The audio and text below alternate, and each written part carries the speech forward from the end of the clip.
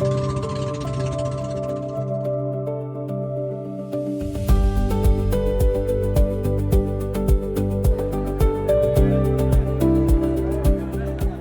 আজকে হাটে ঘুরে দেখব এবং জানবো সেই ইতিহাস।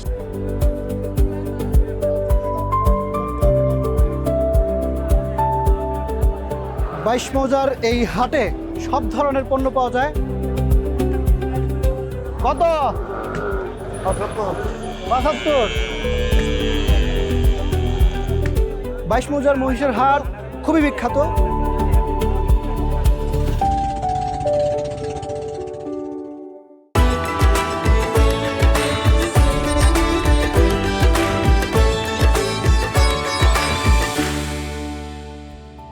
বাংলার হাটে আপনাদেরকে স্বাগত জানাচ্ছি, আমি মাঝার মাহবুব।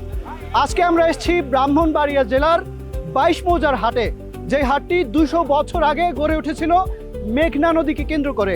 আর এই হাটে যাতায়াতের একমাত্র মাধ্যমও ছিল নৌকা। ২০০ বছর আগে এই হাটে জমিদান করেছিলেন আসিফ মাহমুদ নামে একজন ব্যক্তি। এই হাটের নামকরণের সঙ্গেও জড়িয়ে আছে তার ইতিহাস। আমরা আজকে এই হাটে ঘুরে দেখব এবং জানবো সেই ইতিহাস, দেখবো এই হাটে কি কি কেনা বেচা হয়, জানাবো আপনাদেরকেও।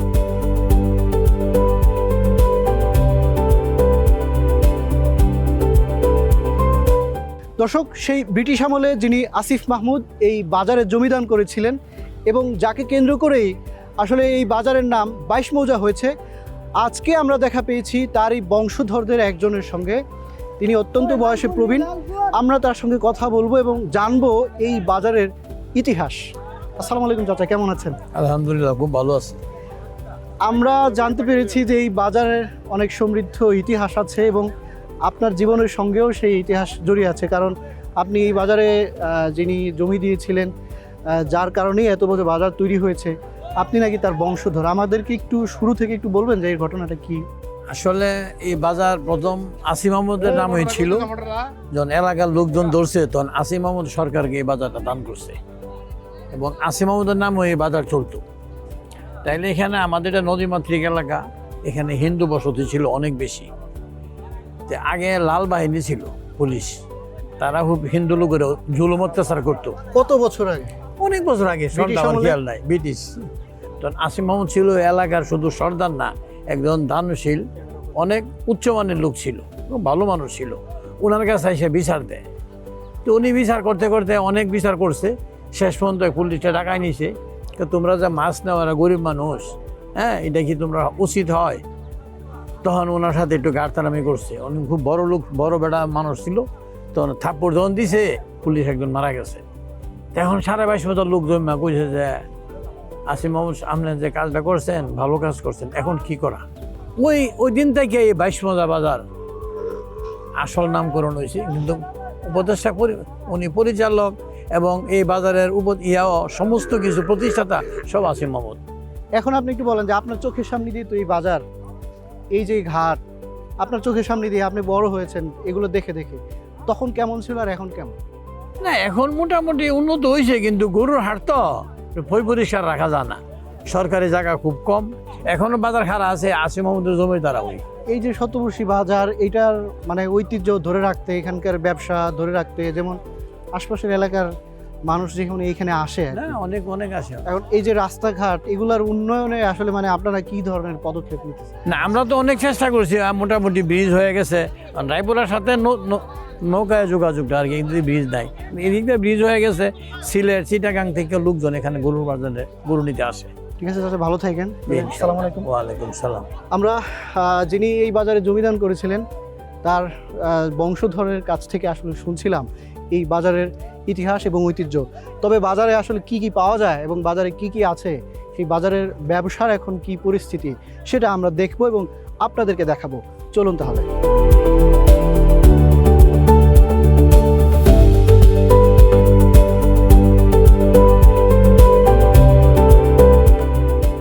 এখানে বছরের পর বছর ধরে নৌকা চালান এই প্রবীণ বয়সী তিনি। আসলে কত বছর ধরে এখানে নৌকা চালাচ্ছেন এবং তিনি এই পাট নিয়ে যাচ্ছেন, কোথায় নিয়ে যাবেন আমরা ওনার কাছ থেকে জানার চেষ্টা করব। কাকা, আসসালামু আলাইকুম। ওয়ালাইকুম সালাম। কেমন আছেন? ভালো আছি ইনশাআল্লাহ। যাবে কোথায়? রায়পুরা। রায়পুরা কত দূরে এখান থেকে? এখান থেকে আপনার যাবো 6 কিলো 6 কিলো। কতক্ষণ সময় লাগবে যাইতে? 6 ঘন্টা। আপনি কত বছর ধরে এই হাটে আসেন? আমি বহুত দিন ধরে আসি। একটা সময় কি শুধুমাত্র এই বাজারে এই মানে নদী দিয়ে যাতায়াত করতো মানুষ? নদী দিয়ে ওই যাতায়াত করে এই বাজারে আসলে নৌকা দিয়ে যাও না। তো এখন আপনার এই যে ব্যবসাপাতি কেমন চলে? আগের মতো চলে? আর ব্যবসা ভালোই চলে। এই এরা যারা ব্যবসা করতেছে মাল কিনতে তারা সবসময় এটি করে। সবসময় এটাই করে। আপনি যে এই যে ছোটবেলা থেকে মানে নৌকা চালান, আপনার এক সন্তানও কি এই পেশায় আসছে, তাই তো? বিদেশ আছে আল্লাহ দিলে একজন, বিদেশও আছে। কুয়েত আছে। মানে মানে আপনার যে একটা আমার এই ব্যবসা, আপনার যে একটা ঐতিহ্য আছে না, এটা ধরে রাখার জন্য আপনার কেউ একজন সন্তান আছে এই কাজ আছে, করতেছে। হ্যাঁ?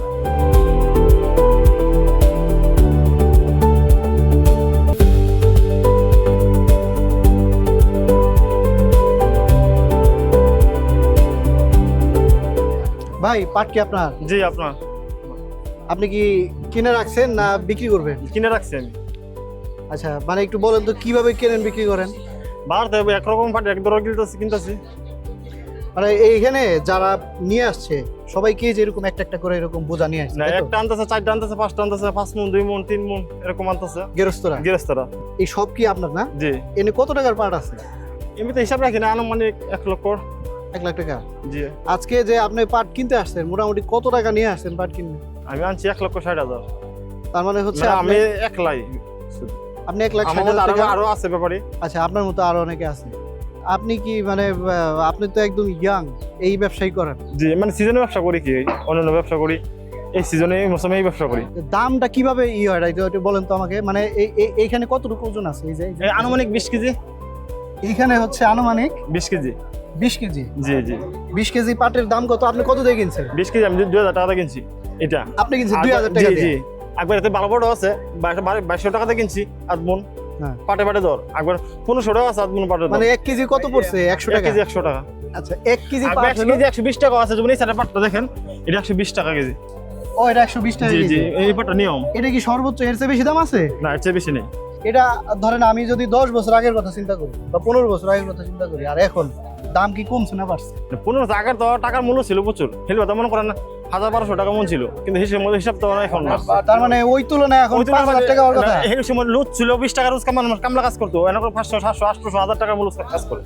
তার মানে আপনি ওই সময়ের তুলনায় যদি বিবেচনা করেন তাহলে 20 কেজির দাম কত হওয়ার কথা? সর্বনিম্ন 8000 থেকে 3000। কৃষক মূল্য পায় না, দেখে চাষ কমালিস। চাষ বাড়লে যে হচ্ছে মানে পায় আগে গৃহস্থ বসে থাকতো মাল, কিন্তু আমার বড় বলতো, কিন্তু ওখানে একটা পাঠালে সবাই দৌড়ে যায়, বেড়ে পয়সা পায় না, গৃহস্থ পায় না। কই পাবো? সরকার লেট দিত 6000 টাকা, সবাই পাইতো। আমরা কথা বলছিলাম একজন ব্যাপারীর সঙ্গে, যিনি তার বাবার কাছ থেকেই ব্যবসাটা পেয়েছেন। মানে তার বাবা এইখানে পাটের ব্যবসা করতেন, আবার তিনি এখন পাটের ব্যবসা করছেন। প্রতি হাটেই কিন্তু এইখানে 15 থেকে 20 লাখ টাকার পাট, এই যে পাটের যে আঁশ, এটা কিন্তু কেনা বেচা হচ্ছে। এই হাটে আর কি কি আছে আমরা দেখবো এবং আপনাদেরকেও জানানোর চেষ্টা করব।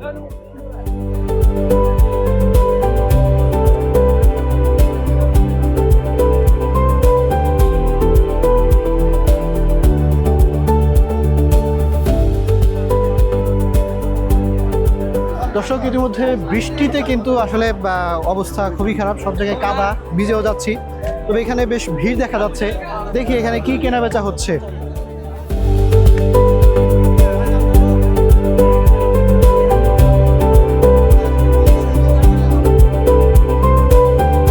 ভাই ভাই বাদাম আপনার? জি ভাই, আপনার পারিবারিক ব্যবসা এটা? জি ভাই।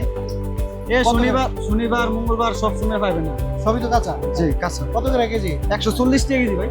আপনাদের কি নিজেদের ক্ষেতের? ভাই আমরা নিজেদের ক্ষেত্রে বাড়ি রায়পুরা থানা রায়পুরা মেঘনা নদীর চরে বাদাম চাষ করেন এই ভাই, ওনাদের পারিবারিক ব্যবসা। শনিবার মঙ্গলবার ভাই, প্রতি শনিবার মঙ্গলবার শনিবার মঙ্গলবার? জি ভাই। প্রতি শনিবার মঙ্গলবার আবার এই 22 মুজার হাটে আবার ওনারা এই কাঁচা বাদাম বিক্রির জন্য নিয়ে আসেন। এটা কি সপ্তাহ জুড়ে আপনারা তুলেন? জি, এক সপ্তাহ তোলেন, আবার এক সপ্তাহ তুললাই না আবার বিক্রি করেন। এই যে এখানে যে বাদামগুলো দেখা যাচ্ছে, ছাকা বাদাম, ছাকা ভর্তি বাদাম, এগুলো এক সপ্তাহ ধরে ওনারা ক্ষেত থেকে সংগ্রহ করছে। সেগুলো আবার হচ্ছে যে এই যে শনিবার এবং মঙ্গলবার এখানে বিক্রি করে ওনারা।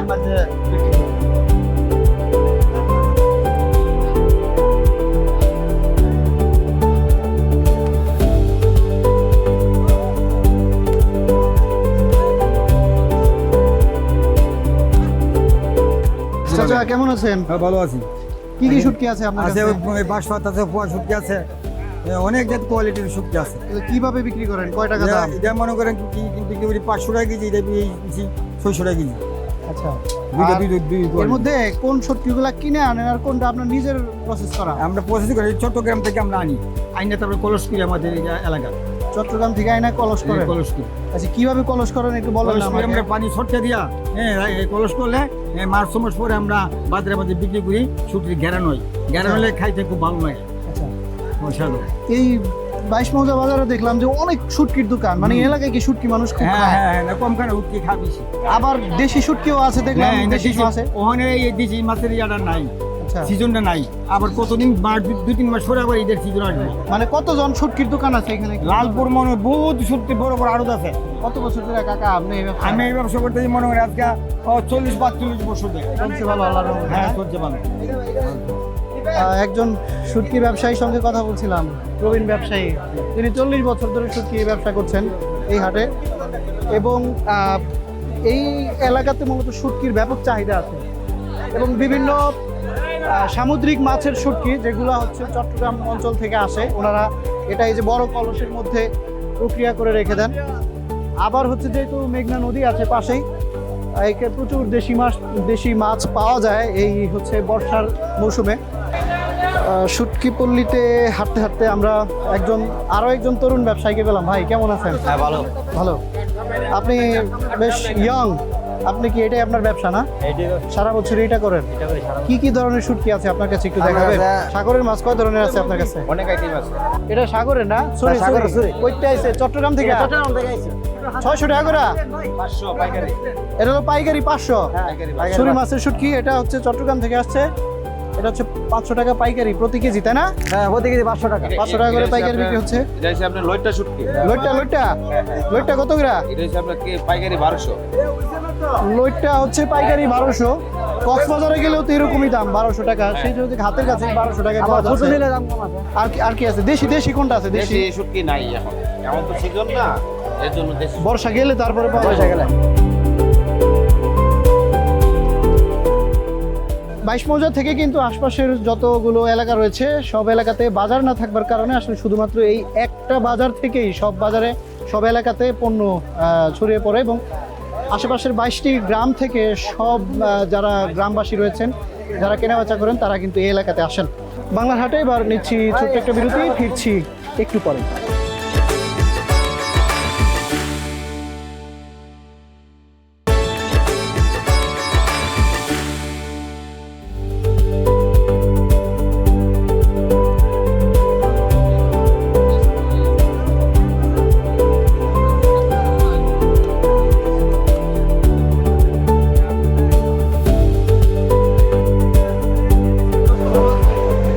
কত? 75।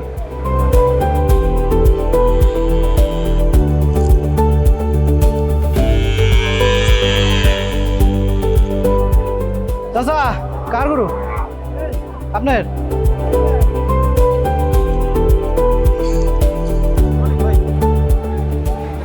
বিরতির পর আবারও ফিরে এলাম বাংলার হাটে। আমরা এই মুহূর্তে আছি 22 মৌজার মহিষের হাটে।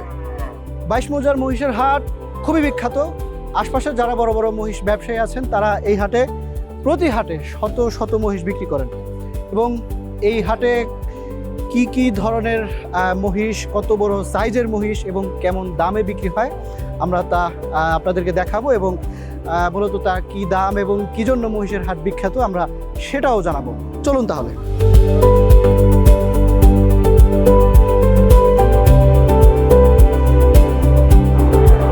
22 মৌজার এই হাটে সব ধরনের পণ্য পাওয়া যায়। বিশেষ করে এখানে কিন্তু গরু মহিষেরও বিশাল হাট রয়েছে। আমরা গরু দেখলাম, এবার যাব মহিষের হাটে। আমরা দেখবো যে মহিষ এইখানে কত বড় বড় মহিষ পাওয়া যায় এবং কেমন দামে তা বিক্রি হয়। চলুন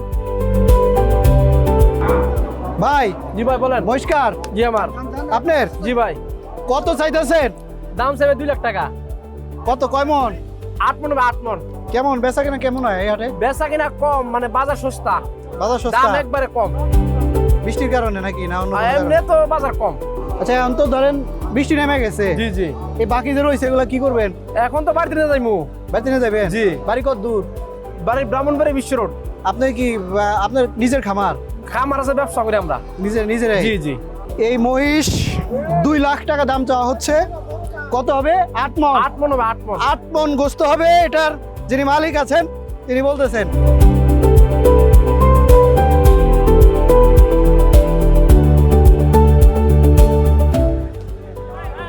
কত নিল? ওজন তো ভালোই। 3100 3100।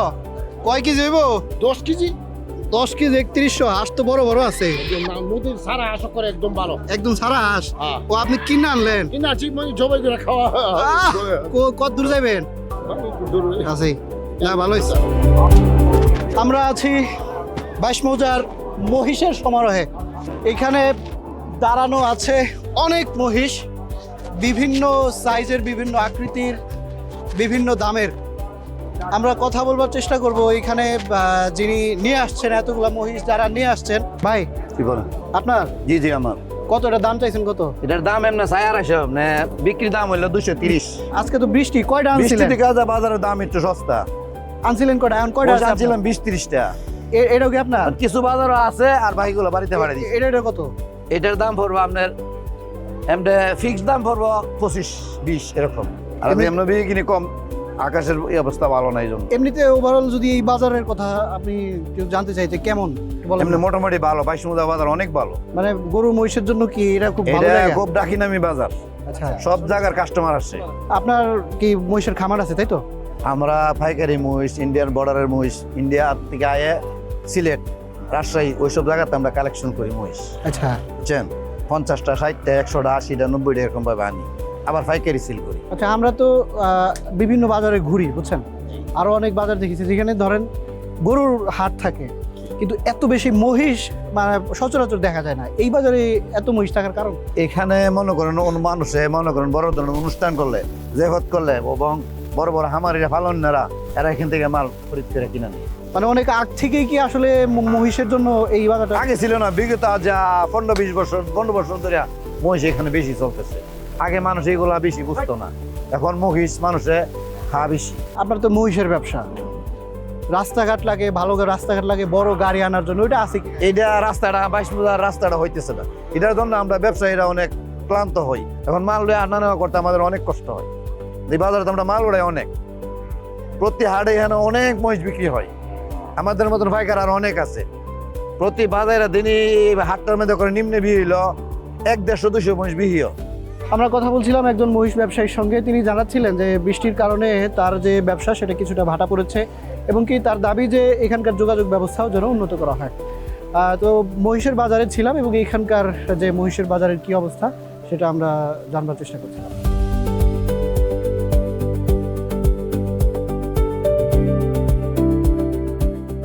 যেহেতু ব্রাহ্মণবাড়িয়ার এই 22 মৌজার আশপাশের এলাকা নদীমাতৃক এবং মেঘনা নদীর উপরে আসলে অনেকেরই জীবন জীবিকা নির্ভর করে। এখানে জাল সহ আরও মাছ ধরার নানান ধরনের উপকরণের কিন্তু বেশ চাহিদা আছে।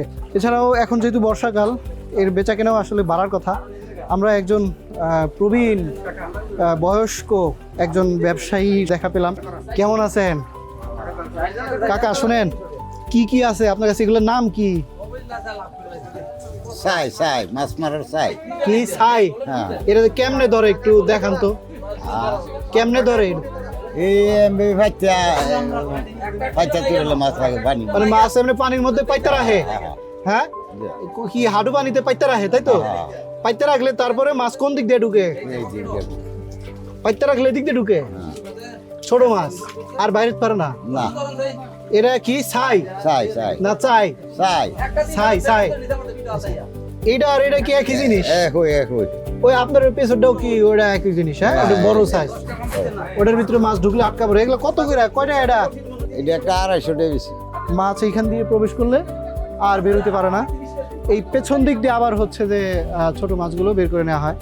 এই এলাকাতে বেশ চাহিদা আছে, বিশেষ করে যেখানে বর্ষা বা অল্প পানিতে মাছ ধরেন। চাচা, এখন তো বৃষ্টি বাদলার দিন, তাই না? বর্ষার পানিটা নিয়ে আইছে, নদীতে পানিটা নিয়ে আসে। কিরম বেচা নেই? কিরম হয়? কিছু বেশি হয় না, কম চলেনি সংসার টংসার চলেনি? এগুলো বেচা টেচা চলে কি এটার নাম কি? ইয়া আনতা আনতা আমতা আমতা না আমতা আমতা। আচ্ছা ওই মাছ মারার মাছ মারার ওই এটা দেখি ওই ছোট মাছ এই গুড়াগাড়া মাছ কোন দিক দিয়ে ঢুকে কোন দিক দিয়ে? ওই দিক দিয়ে ঢুকে কত এটার দাম কত? এটার দাম 800-900 হবে কয় সিজন যায় এটা দিয়ে? এক সিজনও এটা কি এটা এটা কাকা এটা বুঝুন বুঝুন হ্যাঁ বুঝুন বুঝুন এই মাছ এই গুড়াগাড়া মাছ ঘোরাঘোরা মাছ ওই এটার দাম কত? এটা কত কত? এটা 1500 1500। এটা একটু মজবুত মনে হইতেছে। মজমত মজমত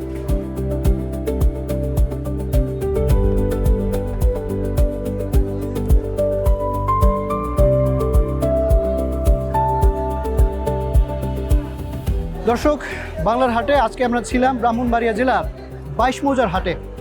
শুধুমাত্র ব্রাহ্মণবাড়িয়া নয়, আশপাশের জেলাগুলোতেও কিন্তু এই 22 মৌজার হাট বেশ বিখ্যাত, কারণ তারা বিশ্বাস করেন এই হাটে পণ্য মূল্য যেমন কম এবং প্রাকৃতিক উৎস থেকে খাঁটি পণ্য এই বাজারে পাওয়া যায়। এই বৃষ্টি বাদলের মধ্যেও আমরা কিন্তু সেই প্রমাণটাও পেয়েছি, কারণ আমরা সারাদিন এই হাটে ছিলাম এবং দেখেছি যে অন্যান্য বাজারের তুলনায় এই বাজারে পণ্য মূল্য অনেকটাই কম এবং তারা শত বছর ধরে সেই ঐতিহ্য ধরে রেখেছে। আজকে বিদায়ের পালা, দেখা হবে অন্য কোনো হাটে।